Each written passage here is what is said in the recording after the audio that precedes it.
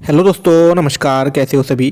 तो दोस्तों आज जो है हम टोटल 100 क्वेश्चन करेंगे जो कि काफ़ी इंपॉर्टेंट होंगे। देखिए बोर्ड पर हम जो है आपके लिए ले आए हैं इलेक्ट्रॉनिक बोर्ड, जिसपे कि बहुत बेहतर आपको दिखाई भी दे रहा होगा। और टोटल देखिए जिसमें कि हम पूरा सिलेबस लेके चलेंगे। 20 नंबर की हिंदी होगी आपकी, और 20 नंबर का इसमें जो है 40 का उत्तराखंड होगा, और 40 का आपका कंप्यूटर और अदर जी के होगा दोस्तों। ठीक है, तो बहुत इंपॉर्टेंट सवाल होंगे हिंदी, और जो भी आपके सिलेबस के अकॉर्डिंग है। लास्ट तक बने रहिएगा। जो बच्चे लाइव में हैं आंसर जरूर बताया करें, और उसके बाद दोस्तों कमेंट करके बताना है कि आपको वीडियो कैसा लग रहा है। छोटे भाई बहन जो भी तैयारी कर रहे हैं, जिनका भी पेपर पटवारी लेखपाल पुलिस का है, उन तक वीडियो को जरूर पहुंचाएं दोस्तों। काफ़ी बेहतरीन तरीके से आपको वीडियो रोज प्रोवाइड कराए जाएंगे। तो चलिए दोस्तों शुरू करते हैं आज का पहला क्वेश्चन। और चैनल पर नए हैं, पहली बार हैं, तो जरूर सब्सक्राइब कर लीजिएगा। सबसे पहले भर्ती अपडेट आपको यहाँ पर मिल जाती है। पहला क्वेश्चन है दोस्तों, देखिए पहला क्वेश्चन हमारा हिंदी का है। स्वर के कितने भेद होते हैं? ऑप्शन है 2, 3, 4, 5। तो राइट आंसर क्या हो जाएगा दोस्तों? स्वर के कितने भेद होते हैं, पहले का आंसर हो जाएगा दोस्तों आपका आंसर नंबर बी, जो कि इसका राइट आंसर हो जाएगा। ये होगा आपका स्वर के 3 भेद होते हैं दोस्तों। कौन कौन से होते हैं? देखिए ह्रस्व स्वर हो गया आपका, पहला ह्रस्व स्वर, और दूसरा दीर्घ स्वर होता है दोस्तों, और तीसरा आपका प्लुप्त स्वर होता है। ठीक है, ह्रस्व स्वर में छोटे आ ई ओ आते हैं, और दीर्घ में बड़े आ ई ओ आते हैं, और प्लुप्त में जो दोस्तों अब चीज़ें ये लुप्त हो गई हैं। जैसे ओम लिखते थे पहले हम, ओम इस तरीके से लिखा जाता था, ओम इस तरीके से, तो ये वाली चीज़ जो है ये प्लुप्त हो गई है, ये गायब हो गई है। क्वेश्चन नंबर 2 की ओर बढ़ते हैं दोस्तों। क्वेश्चन नंबर 2 है प वर्ग का उच्चारण होता है। देखिए बताना है प वर्ग का उच्चारण होता है दंत से, ओष्ठ से, मूर्धा से या कंठ से। तो 2 का आंसर क्या बन जाएगा? 2 का राइट आंसर बन जाएगा दोस्तों आंसर नंबर बी बन जाएगा, ओष्ठ से। अगर कोई भी क्वेश्चन ऐसा कभी भी आए तो उसको बोल के देखना। आप बोल के देखिए प बोलने में आपके होंठ मिल रहे हैं दोनों, तो क्या हो जाएगा? ओष्ठ से इसका राइट आंसर हो जाएगा। क्वेश्चन नंबर 3 की ओर बढ़ते हैं। देखिए क्वेश्चन नंबर 3 आया था, वाक्य में क्षण भर ठहराव के लिए प्रयुक्त चिन्ह है। बताना है जब वाक्य कोई होता है उसमें अगर क्षण भर ठहराव होता है तो उसके लिए कौन से चिन्ह का प्रयोग किया जाता है? अल्प विराम, अर्ध विराम, अपूर्ण विराम, या इनमें से कोई नहीं। तो 3 का राइट आंसर क्या हो जाएगा? 3 का राइट आंसर हो जाएगा दोस्तों आंसर नंबर ए, अल्प विराम। ठीक है, वाक्य में क्षण भर ठहराव के लिए अल्प विराम का प्रयोग किया जाता है दोस्तों। तो इस तरीके से होता है। ठीक है, क्वेश्चन नंबर 4 की ओर बढ़ते हैं। क्वेश्चन नंबर 4 है हमारा, और से पहले किस चिन्ह का प्रयोग नहीं होता। देखिए मोस्ट इंपॉर्टेंट क्वेश्चन है, इसको मोस्ट कर लेंगे। ठीक है, और ये आपको शुद्ध वर्तनी या कभी भी हिंदी में लिखने में काम आएगा। और से पहले किस चिन्ह का प्रयोग नहीं होता? पूर्ण विराम, अल्प विराम, प्रश्नवाचक, या उपयुक्त सभी। तो 4 का राइट आंसर बनेगा दोस्तों आंसर नंबर डी। ध्यान रखेंगे, और से पहले अगर आप और लिख रहे हैं, और वर्ड आता है, जैसे कोई भी आप हिंदी का निबंध लिखते हैं या कुछ भी लिखते हैं, आप और लिखते हैं तो और से पहले ना तो आप विराम लगा सकते हैं, ना अल्प विराम कॉमा लगा सकते हैं, ना ही प्रश्नवाचक चिन्ह लगा सकते हैं। ठीक है, और के आसपास कुछ भी चीज चिन्ह नहीं प्रयोग किए जाते हैं। क्वेश्चन नंबर 5 की ओर बढ़ते हैं।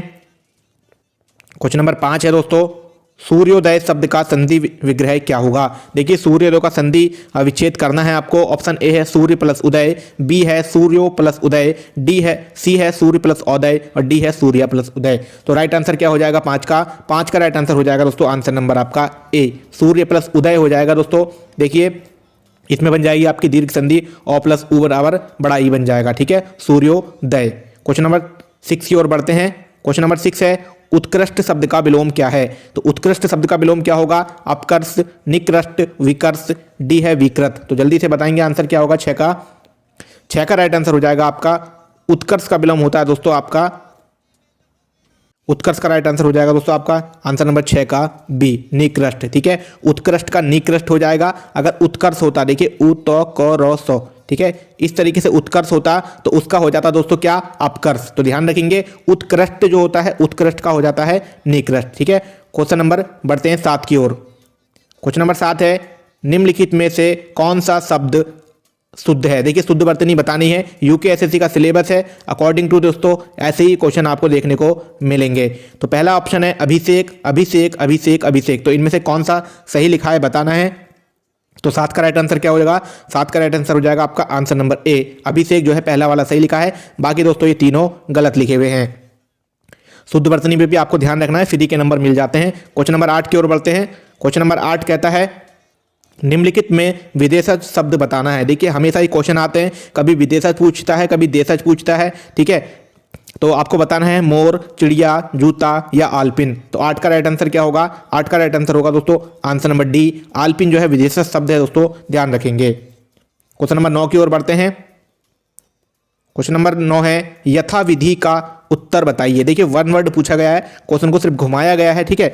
यथा विधि का उत्तर बताना है आपको। तो नियम के अनुसार, विधि के अनुसार, नियम के तहत या नियम के अवरुद्ध।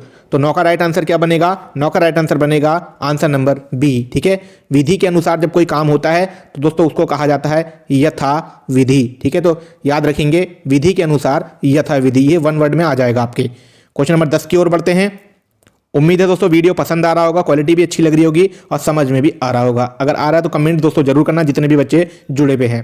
क्वेश्चन नंबर 10 है उल्लास का सही विच्छेद चुनिए। देखिए उल्लास को आपको संधि विच्छेद करना है। ऑप्शन ए है उत प्लस लास, बी है उत प्लस लास, सी है उल प्लस लास और डी है उल प्लस लास। तो 10 का राइट आंसर क्या बनेगा? 10 का राइट आंसर बनेगा दोस्तों आंसर नंबर ए, उत प्लस लास बनेगा, जिसमें कि आपकी व्यंजन संधि आ जाएगी दोस्तों। अगर हलंत लग जाता है तो कौन सी संधि आ जाती है? व्यंजन संधि।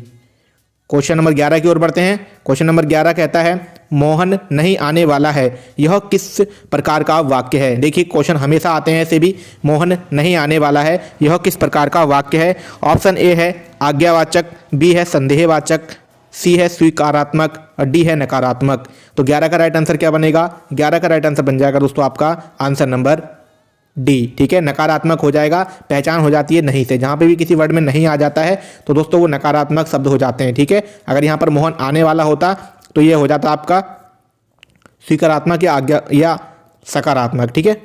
तो यह जहाँ पे भी नहीं की पहचान हो तो वहाँ पे नकारात्मक शब्द हो जाते हैं। क्वेश्चन नंबर 11 की ओर बढ़ते हैं। क्वेश्चन नंबर 12 है किए हुए को मानने वाला वाक्यांश के लिए एक शब्द। देखिए ये भी आपको वन वर्ड बताना है। किए हुए को मानने वाला क्या कहलाता है? कृतज्ञ, कृतज्ञ, आभारी या ऋणी। तो 12 का राइट आंसर क्या बनेगा? 12 का राइट आंसर बन जाएगा दोस्तों आपका किए हुए को मानने वाला कहलाता है आपका कृतज्ञ। ध्यान रखेंगे किए हुए को मानने वाला कृतज्ञ और नहीं मानने वाला दोस्तों कृतघ्न हो जाता है। क्वेश्चन नंबर 13 की ओर बढ़ते हैं। क्वेश्चन नंबर 13 है कंगाली में आटा गीला होना। देखिए मोस्ट इंपोर्टेंट मुहावरा है और काफी बार रिपीट हो चुका है। कंगाली में आटा गीला होने का क्या अर्थ है? ऑप्शन ए है वस्तु कम, ग्राहक आदि, ऑप्शन बी है नष्ट भ्रष्ट कर देना, सी है अभाव की स्थिति में और हानि होना और डी है दिल घबराना। तो 13 का राइट आंसर क्या बनेगा? आंसर बनेगा दोस्तों आंसर नंबर सी, अभाव की स्थिति में और हानि होना, ठीक है। कंगाली में आटा गीला होने का अर्थ होता है कि अभाव की स्थिति में और हानि होना, ठीक है। क्वेश्चन नंबर 14 की ओर बढ़ते हैं। क्वेश्चन नंबर 14 कहता है निम्न में से एक शब्द अलंकार नहीं है। देखिए अलंकार आपको याद करने हैं अच्छे से, ठीक है। उसके 3 पार्ट हैं, तीनों में से आपको 2 पार्ट हैं, दोनों में से याद कर लेने हैं कि कौन से पार्ट के अंदर कौन कौन से अलंकार हैं। तो उन्होंने पूछा कि शब्द अलंकार का भेद कौन सा नहीं है, ठीक है। तो 14 का राइट आंसर बन जाएगा दोस्तों आंसर नंबर बी, यमक अलंकार जो है शब्द अलंकार में नहीं आता, यमक अलंकार जो है आपके अर्थ अलंकार में आता है, ठीक है। क्वेश्चन नंबर 15 की ओर बढ़ते हैं। क्वेश्चन नंबर 15 कहता है छंद के विषय में कहा गया है। तो छंद के विषय में दोस्तों क्या कहा गया है? देखिए छंद वेद के चरण है, छंद काव्य बुद्धि है, छंद काव्यात्मा है, छंद काव्य कल्पना है।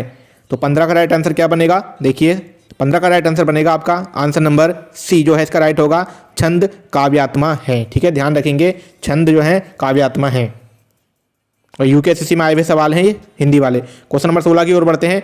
राम भक्त कवियों के काव्य में कौन सी भाषा प्रयुक्त हुई है? देखिए राम भक्त कवियों के काव्य में कौन सी भाषा प्रयुक्त हुई है? अवधी, ब्रज भाषा, ए बी दोनों या डी भोजपुरी। तो 16 का राइट आंसर क्या बनेगा? 16 का राइट आंसर बनेगा दोस्तों आपका आंसर नंबर सी। देखिए राम भक्त कवियों की जो काव्य भाषा है उसमें अवधी का भी प्रयोग किया गया है और ब्रज भाषा का भी प्रयोग किया गया है। तो सभी बच्चे इसको ध्यान रखेंगे। क्वेश्चन नंबर 17 की ओर बढ़ते हैं। क्वेश्चन नंबर 17 है निम्नलिखित में से कौन सा रचनाकार उत्तराखंड का नहीं है? तो बताना है। ऑप्शन ए है उमाशंकर जोशी, बी है मन्नू भंडारी, सी है वासुदेव सिंह और डी है शेखर जोशी। तो 17 का राइट आंसर क्या बन जाएगा दोस्तों? आंसर नंबर बनेगा 17 का। क्वेश्चन है दोस्तों आपका कि निम्नलिखित में से कौन सा रचनाकार उत्तराखंड का है? तो दोस्तों बताना है कि उत्तराखंड का कौन सा है, उमाशंकर जोशी, मन्नू भंडारी, वासुदेव सिंह या शेखर जोशी। तो 17 का राइट आंसर क्या बनेगा? देखिए 17 का राइट आंसर बन जाएगा आपका answer number D, Shekhar Joshi जो है दोस्तों उत्तराखंड के अल्मोड़ा से हैं और बाकी दोस्तों ये उत्तराखंड के नहीं है। देखिए उमाशंकर जोशी जो है आपके ये मुंबई से बिलोंग करते हैं, ठीक है। उसके बाद मन्नू भंडारी दोस्तों अभी हाल ही में इनका निधन हुआ था, गुरुग्राम की है, ठीक है। गुरुग्राम पहले इसका नाम गुड़गांव था, ठीक है। तो शेखर जोशी उत्तराखंड के रचनाकार हैं। क्वेश्चन नंबर 18 की ओर बढ़ते हैं। क्वेश्चन नंबर 18 कहता है निम्न काव्य पंक्तियों में कौन सा रस है? तो रस बताना है। सुनहु राम जेहि शिव धनु तोरा, सहस बाहुर सम सो रिप मोरा, सो बिलगाऊ बिहाई समाजा, न तम मरे जहिए सब राजा। तो दोस्तों इस टाइप के क्वेश्चन भी आ जाते हैं। तो 18 का राइट आंसर क्या बनेगा? 18 का राइट आंसर बन जाएगा दोस्तों आपका आंसर नंबर इसमें बनेगा सी। ठीक है, इसमें वीर रस है दोस्तों।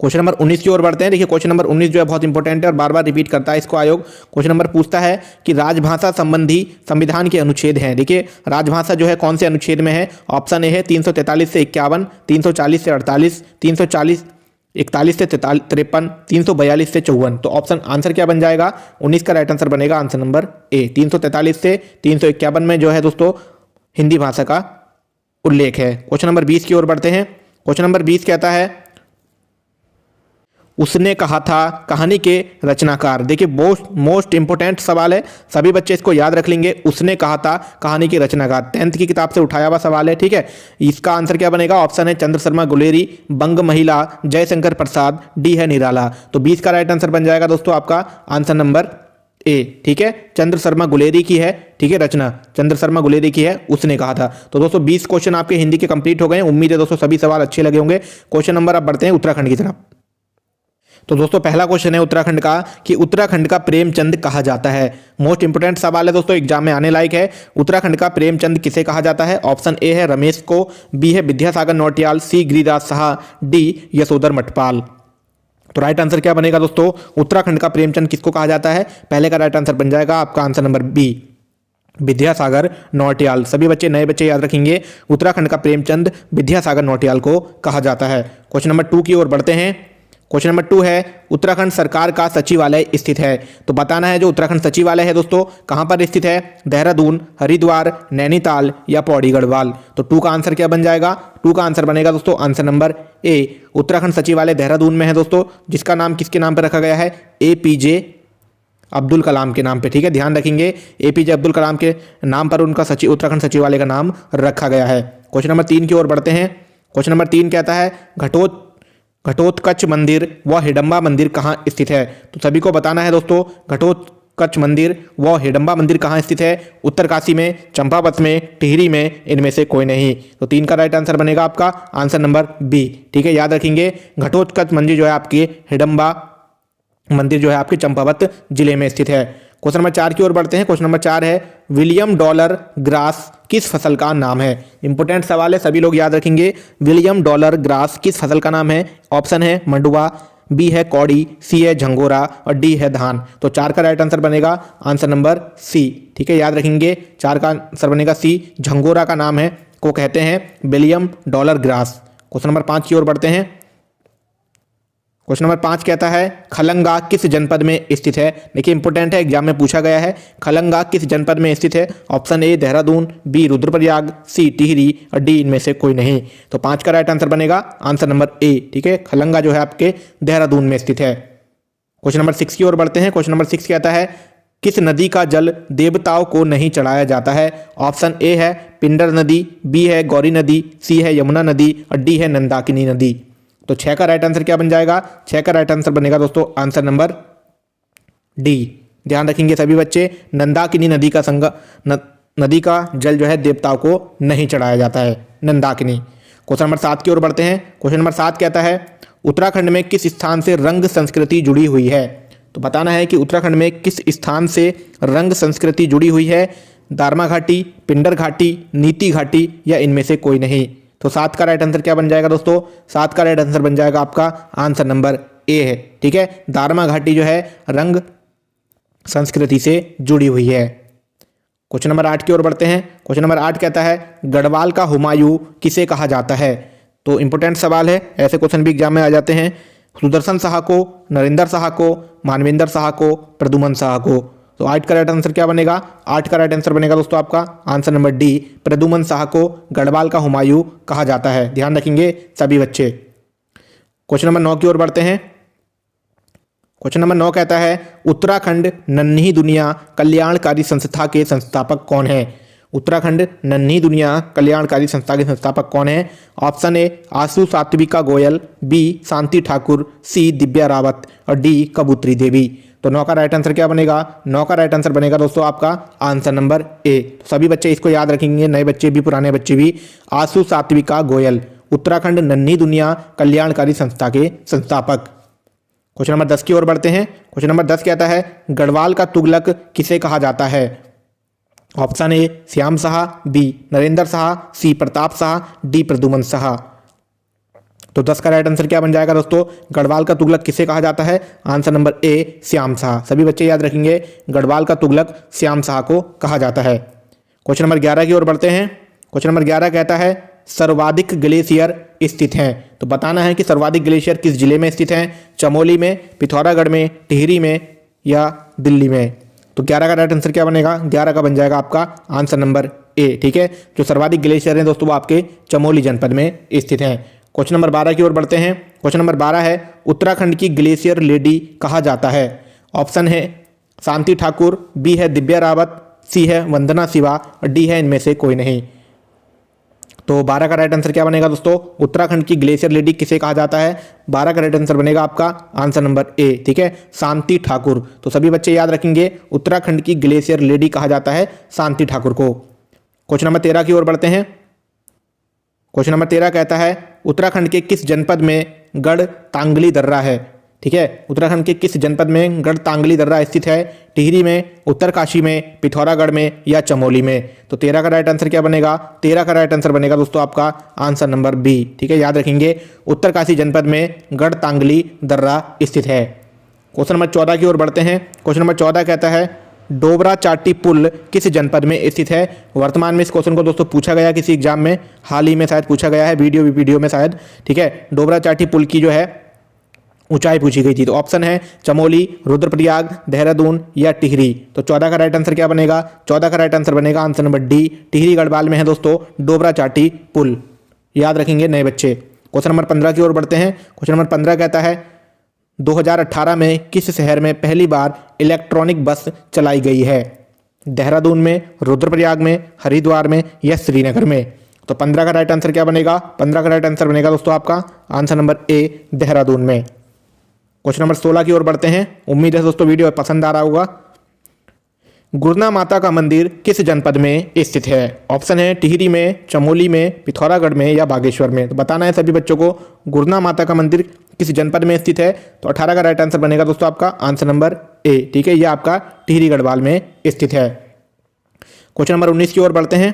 क्वेश्चन नंबर 19 है रामचरितमानस का नेपाली भाषा में अनुवाद किसने किया था? देखिए इंपॉर्टेंट सवाल है, रामचरितमानस का नेपाली भाषा में अनुवाद किसने किया था? ऑप्शन ए है देवी प्रसाद चमोली, बी है धर्मानंद जमलोकी, सी है रद्दी और डी है भानु भक्त।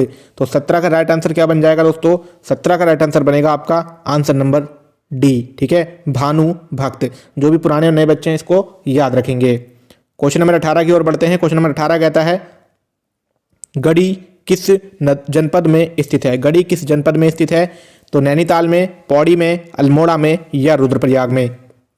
18 का राइट आंसर बन जाएगा दोस्तों आपका आंसर नंबर ए नैनीताल। ठीक है दोस्तों, ये 9 हो जाएगा, टाइपिंग मिस्टेक है।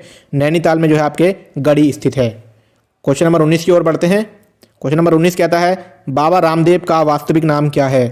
तो ऑप्शन ए है राधा कृष्ण यादव, बी है रामराव यादव, सी है रामकृष्ण यादव और आपका डी है राम विजय यादव। तो नए बच्चे और पुराने बच्चे दोनों याद रखेंगे बाबा रामदेव का वास्तविक नाम क्या है। 19 का राइट आंसर हो जाएगा आपका दोस्तों आंसर नंबर, तो 19 का राइट आंसर दोस्तों हो जाएगा आपका आंसर नंबर सी। सभी बच्चे याद रखेंगे 19 का राइट आंसर होगा सी रामकृष्ण यादव। दोस्तों बाबा रामदेव वही हैं पतंजलि वाले जिनका वास्तविक नाम है रामकृष्ण यादव। क्वेश्चन नंबर 20 की ओर बढ़ते हैं।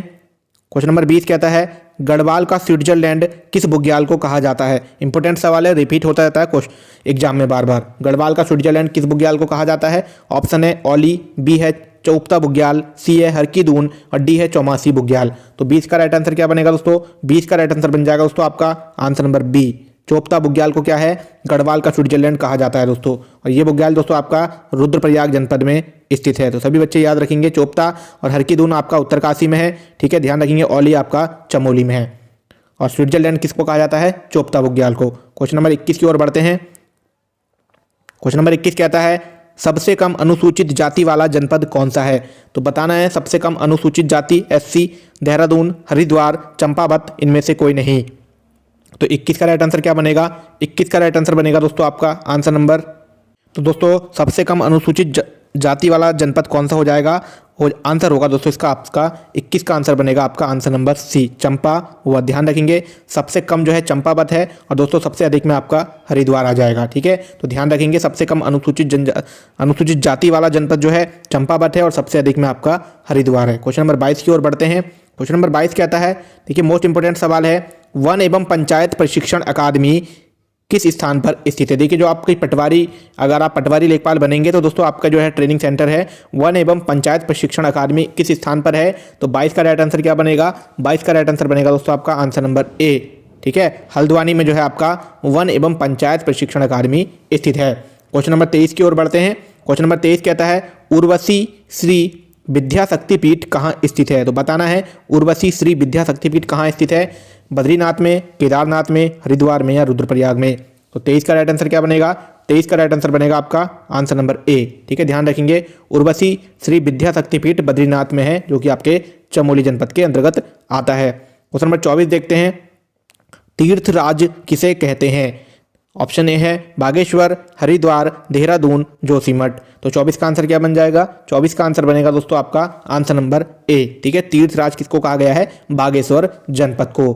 क्वेश्चन नंबर 25 की ओर बढ़ते हैं। क्वेश्चन नंबर 25 है, उत्तराखंड में ऊर्जा का सर्व प्रमुख स्रोत क्या है?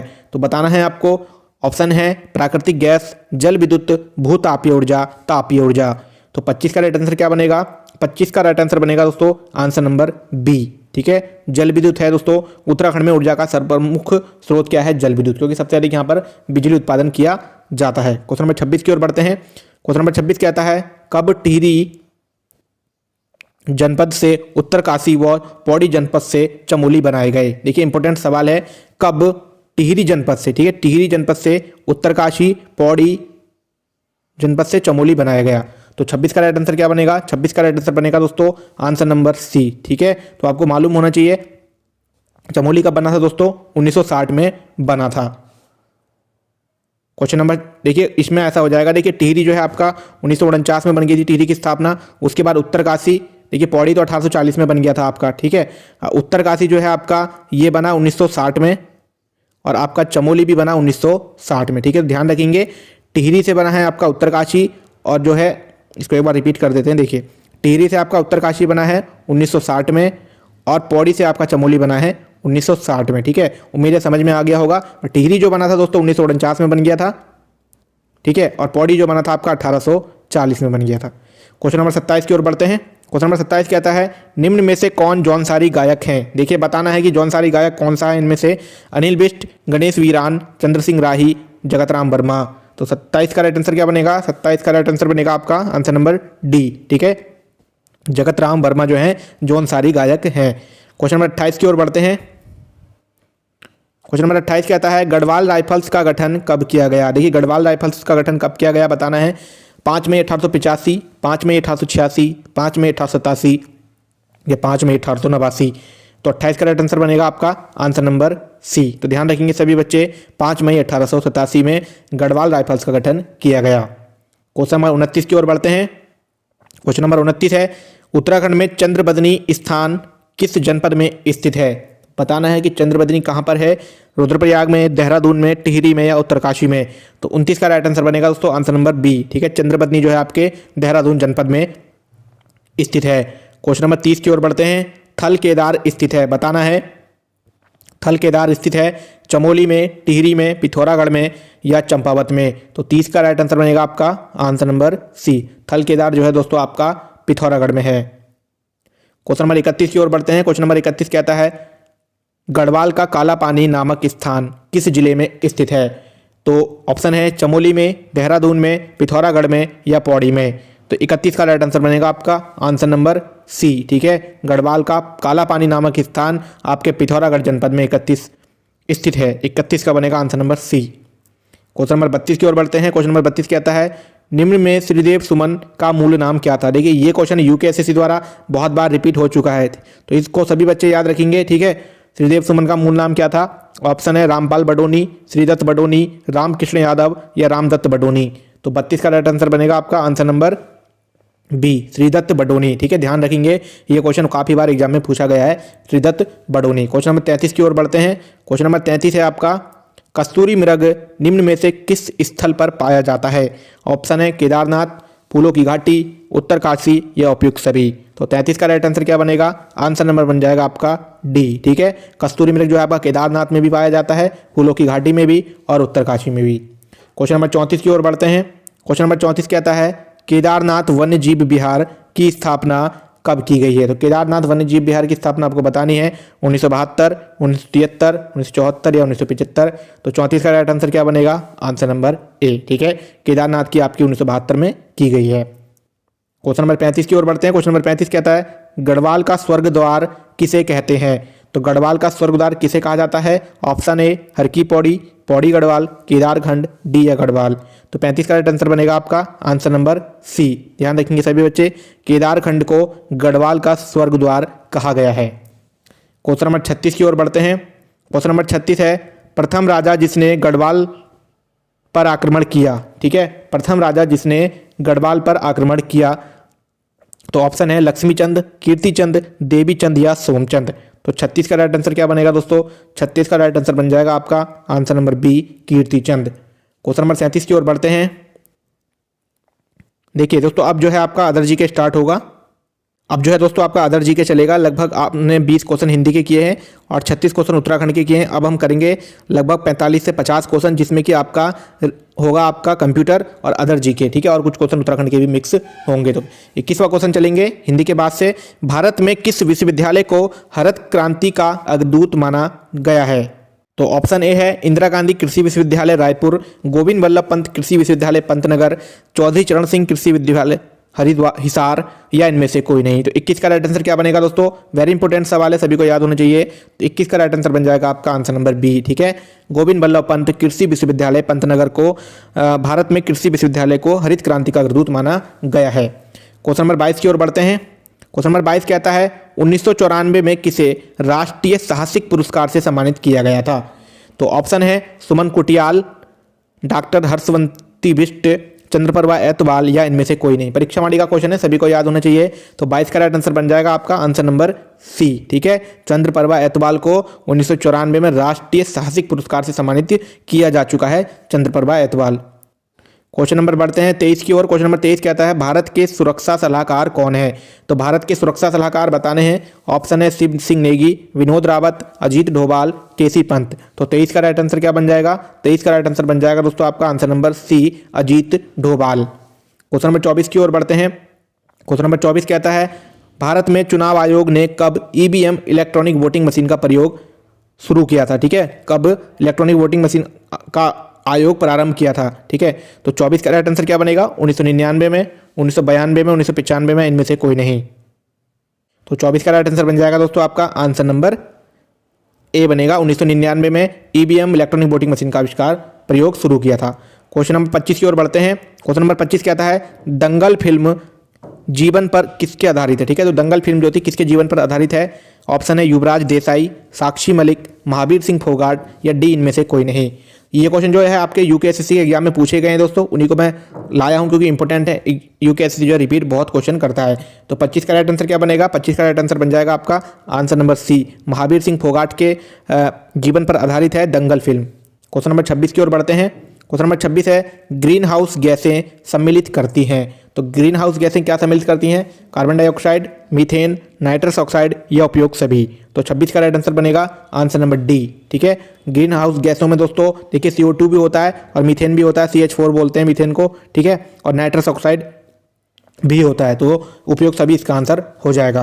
क्वेश्चन नंबर 27 की ओर बढ़ते हैं। क्वेश्चन नंबर 27 कहता है, जनगणना 2011 का नारा था। देखिए जनगणना 2011 का नारा क्या था? हमारी जनगणना हमारा अधिकार, हमारी जनगणना हमारा भविष्य, हमारी जनगणना हमारा उद्देश्य, इनमें से कोई नहीं। तो 27 का राइट आंसर बनेगा दोस्तों आंसर नंबर बी। ठीक है, हमारी जनगणना हमारा भविष्य। तो सभी बच्चे इसको याद रखेंगे, रिपीट हो सकता है क्वेश्चन। क्वेश्चन नंबर 28 की ओर बढ़ते हैं। 28वां क्वेश्चन है, पृथ्वी अपनी धुरी पर किस दिशा में घूर्णन करती है। देखिए ये क्वेश्चन यूकेएसएससी ने लगभग 5 से 6 बार पूछ चुका है यूकेएसएससी। ठीक है, इसको ध्यान रख के याद कर लेंगे। पृथ्वी अपनी धुरी पर किस दिशा में घूर्णन करती है, उत्तर से दक्षिण, पूर्व से पश्चिम, पश्चिम से पूर्व या प्रतिचयनता। तो 28 का राइट आंसर बन जाता है दोस्तों आपका आंसर नंबर सी। ठीक है, पृथ्वी जो है आपकी पश्चिम से पूर्व घूमती है, उल्टा घूमती है। सभी बच्चे इसको याद कर लेंगे, काफ़ी बच्चे इसको पूर्व से पश्चिम लगा के आ जाते हैं, लेकिन आंसर क्या है दोस्तों इसका, ये हो जाता है पृथ्वी जो घूमती है पश्चिम से पूर्व। सभी बच्चे इसको याद रखेंगे। क्वेश्चन नंबर 29 की ओर बढ़ते हैं। क्वेश्चन नंबर 29 है, भूकंप द्वारा सर्जित ऊर्जा की मात्रा किस नाम से जानी जाती है। देखिए इंपॉर्टेंट है, भूकंप द्वारा सर्जित ऊर्जा की मात्रा किस नाम से जानी जाती है। तरंग, स्केल, मैग्नीट्यूड या यूनिट। जो भूकंप से तरंगे निकलती हैं उनको किस नाम से जाना गया है। तो 29 का राइट आंसर बनेगा दोस्तों आपका आंसर नंबर सी। ठीक है, मैग्नीट्यूड याद रखेंगे। 29 का आंसर है मैग्नीट्यूड के नाम से जाना जाता है। क्वेश्चन नंबर 30 की ओर बढ़ते हैं। 30वां क्वेश्चन है, भूकंप मूल के सीधे ऊपर पृथ्वी सतह पर स्थित कहा जाता है। देखिए जब भूकंप आता है, ठीक है, इन्होंने पूछा है जिस तरीके से जमीन हो गई के सीधे ऊपर पृथ्वी सतह पर स्थित को क्या कहा जाता है। जो ये सतह होती है, स्ट्राइक, अभिकेंद्र, कोमा या उत्पत्ति। तो 30 का राइट आंसर बनेगा दोस्तों आंसर नंबर बी। ठीक है, ये जो जगह होती है सतह, ये जो है आपकी अभिकेंद्र कहलाती है।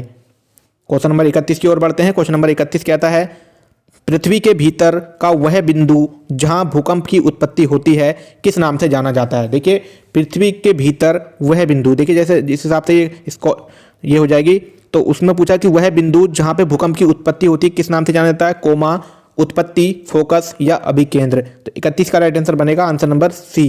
ठीक है, वो कहलाता है दोस्तों आपका फोकस। तो ध्यान रखेंगे सभी बच्चे, जहां पर भूकंप की उत्पत्ति होती है उसको कहते हैं फोकस। क्वेश्चन नंबर 32 की ओर बढ़ते हैं। 32वां क्वेश्चन आया, भूकंप के द्वारा उत्सर्जित ऊर्जा क्षमता का मापन किसके द्वारा किया जाता है। दोस्तों भूकंप आता है तो उसको किस पैमाने पे मापा जाता है। भूकंप पैमाना, रिएक्टर पैमाना, सिस्मिक पैमाना, टेम्बलर पैमाना। तो 32 का राइट आंसर बनेगा आंसर नंबर बी। ठीक है, उसको कहते हैं रिएक्टर पैमाना। ठीक है, रिएक्टर पैमाना या रिएक्टर स्केल भी कहा जाता है। ठीक है, सभी बच्चे याद रखेंगे भूकंप को मापने का यंत्र भी। क्वेश्चन नंबर 33 की ओर बढ़ते हैं। क्वेश्चन नंबर 33 है, भारत के मध्य से निम्न में से कौन सी रेखा गुजरती है। देखिए भारत के मध्य से पूछा है इन्होंने, जिस तरीके से भारत का नक्शा हो जाएगा तो इन्होंने पूछा कि भारत के मध्य से कौन सी रेखा गुजरती है। मकर रेखा, विषुवत रेखा, अंतर्राष्ट्रीय तिथि रेखा या कर्क रेखा। तो दोस्तों क्या हो जाएगा 33 का आंसर। 33 का आंसर बनेगा दोस्तों आपका आंसर नंबर डी, कर्क रेखा कहलाती है। ठीक है, भारत के मध्य से निम्न में कौन सी रेखा गुजरती है, कर्क रेखा। क्वेश्चन नंबर 34 की ओर बढ़ते हैं। क्वेश्चन नंबर 34 कहता है, भारत की सबसे बड़ी खाड़ी कौन सी है। भारत की सबसे बड़ी खाड़ी बतानी है, खंपात की खाड़ी, कच्छ की खाड़ी, मन्नार की खाड़ी या बंगाल की खाड़ी। तो 34 का राइट आंसर क्या बनेगा। 34 का राइट आंसर बनेगा दोस्तों भारत की सबसे बड़ी खाड़ी जो है मन्नार की खाड़ी है। ठीक है, ध्यान रखेंगे 34 का आंसर सी। सॉरी दोस्तों, सी ऑप्शन जो है आपका कच्छ की खाड़ी पे गलत हो गया, ऑप्शन आगे पीछे हो गए। ठीक है, भारत की सबसे बड़ी जो खाड़ी है वो कच्छ की खाड़ी है। ठीक है, ऑप्शन आगे पीछे हो गए हैं, बी ऊपर चला गया, सी ऊपर चला गया। ठीक है, सबसे बड़ी खाड़ी है कच्छ की खाड़ी। क्वेश्चन नंबर 35 की ओर बढ़ते हैं। क्वेश्चन नंबर 35 है, वेलेजली भारत कब आया। देखिए जो गवर्नर जनरल था आपका वेलेजली, भारत कब आया पूछा गया है। लॉर्ड वेलेजली की बात हो रही है दोस्तों। ऑप्शन है 1796, 1797, 1798 या 1790।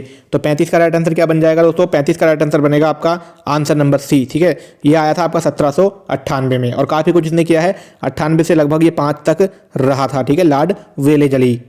क्वेश्चन नंबर 36 की ओर बढ़ते हैं। क्वेश्चन नंबर 36 है, अष्टाध्यायी किसने लिखी है। देखिए ये क्वेश्चन भी यूकेएसएससी ने बहुत बार रिपीट कर दिया है, तो सभी बच्चे इसको भी याद रख लेंगे। अष्टाध्यायी के लेखक कौन है। ठीक है, कालिदास ने, व्यास ने, पाणिनि ने या इनमें से कोई नहीं। तो 36 का राइट आंसर बन जाता है आपका आंसर नंबर सी। ठीक है, अष्टाध्यायी जो लिखी है पाणिनि ने लिखी है। क्वेश्चन नंबर 37 की ओर बढ़ते हैं। क्वेश्चन नंबर 37 है, सिंधु घाटी सभ्यता का दूसरा नाम क्या था। देखिए इंपॉर्टेंट सवाल है, यूकेएसएससी ने पूछ रखा है।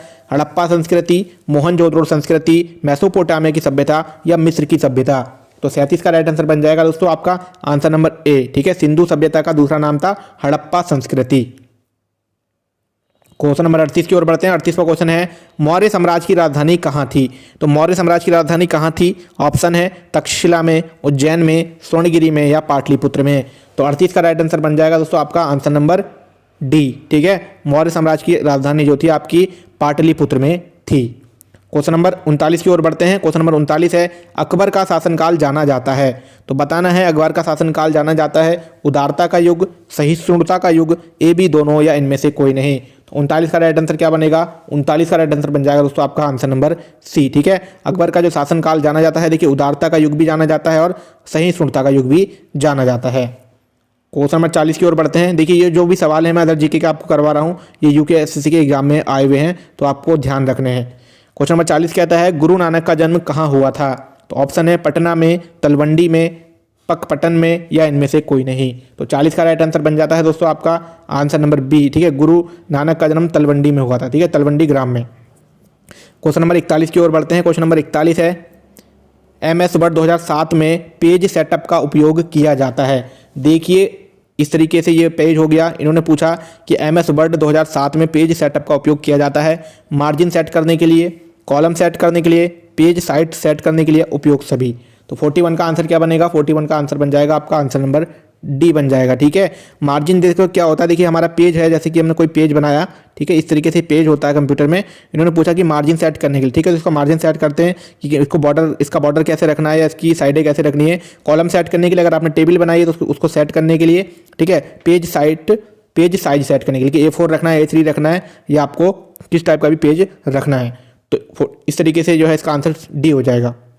क्वेश्चन नंबर 42 की ओर बढ़ते हैं। 42 कहता है डॉक्यूमेंट को प्रिंट करने के लिए शॉर्टकट की क्या है। देखिए जिस तरीके से डॉक्यूमेंट जो हमारी कोई PDF फाइल होती है उसको प्रिंट करने के लिए शॉर्टकट की पूछी है, control D, control Alt P, shift P या कंट्रोल P। तो 42 का राइट आंसर क्या बनेगा, 42 का राइट आंसर बनेगा दोस्तों आंसर नंबर डी। ठीक है, कंट्रोल C, ठीक है, कंट्रोल के साथ क्या दबाते हैं हम, P दबाते हैं। ठीक है, तो यह है आपका प्रिंट का ऑप्शन खुल जाता है। अगर उस तरीके से नहीं करते हैं तो मेन्यू बार में जाके सबसे लास्ट ऑप्शन होता है, ठीक है, वहाँ पे भी जाके आप प्रिंट कर सकते हैं।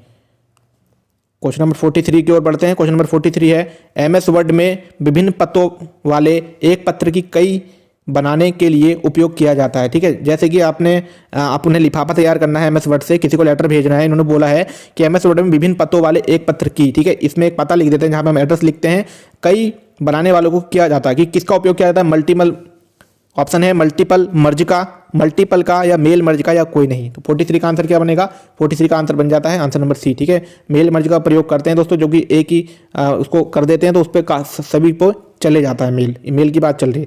क्वेश्चन नंबर 44 की ओर बढ़ते हैं। 44 कहता है उत्तराखंड में महिला साक्षरता की दर क्या है। तो ऑप्शन है 88.33, 70.70, या 79% 63, 71.20। तो 44 का आंसर क्या बनेगा, 44 का आंसर बनेगा आंसर नंबर बी। ठीक है, 70। और ये क्वेश्चन काफ़ी बार एग्जाम में पूछा गया, हर बार पूछा भी जाता है।